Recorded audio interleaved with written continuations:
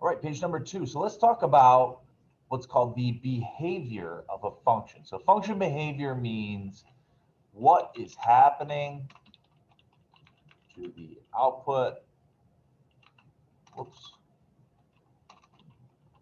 Woo. Values as the input values increase. Okay, so what does that mean? Okay, output values are the the y values.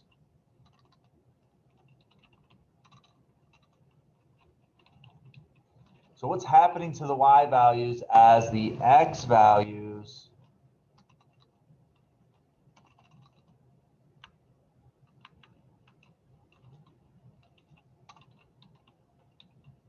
increase, all right, or go from left to right. So when we're talking about the function behavior, what the behavior of the function is, we're talking about what's happening to the y values as we go from left to right. Because on our graph, on any graph coordinate grid, right, on the left side is where the x's are like negatives or the lower numbers, right? And as we move towards the right, because we always read a graph from left to right, our x values are increasing. So our input values are increasing, and we're trying to figure out, when we look at the behavior, what's happening to the y values, what's happening to the output values. Are they going up? Are they going down? Is there a maximum? Is there a minimum? And so on.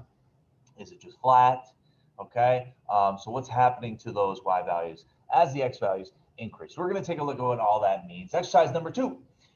The graph below shows y as a function of x. Answer the following questions. What is the maximum value the function reaches? So in the maximum value, again, we're talking about the behavior. So the maximum value here is not the maximum x, because that would be 10, right? We're looking for the maximum y, and that's where the function is the largest.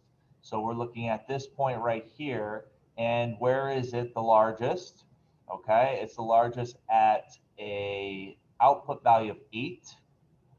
Okay, so the maximum value is 8. Okay, because we're looking at the output.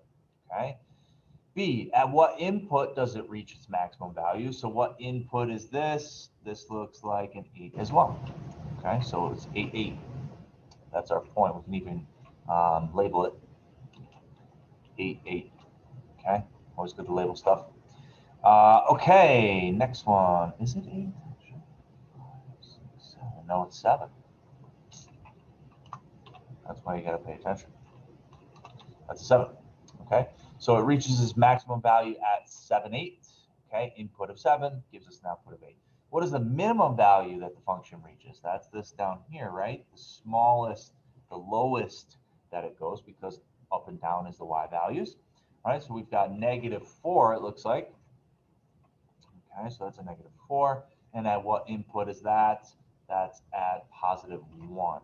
Okay, and if we labeled this point, it would be 1, -4. Okay. Is the value 10 in the range of this function? That's a great question. Range. What does range mean? Range is the outputs, right? We learned that on the previous page. So the outputs, they're wanting to know, is there an output value of 10? That means, is there a y value of 10?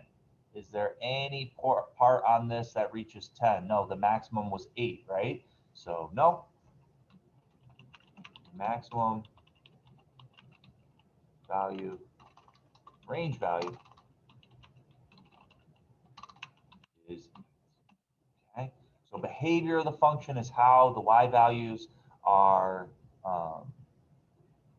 performing, okay, as our x values increase, or inputs increase. See you in the next video.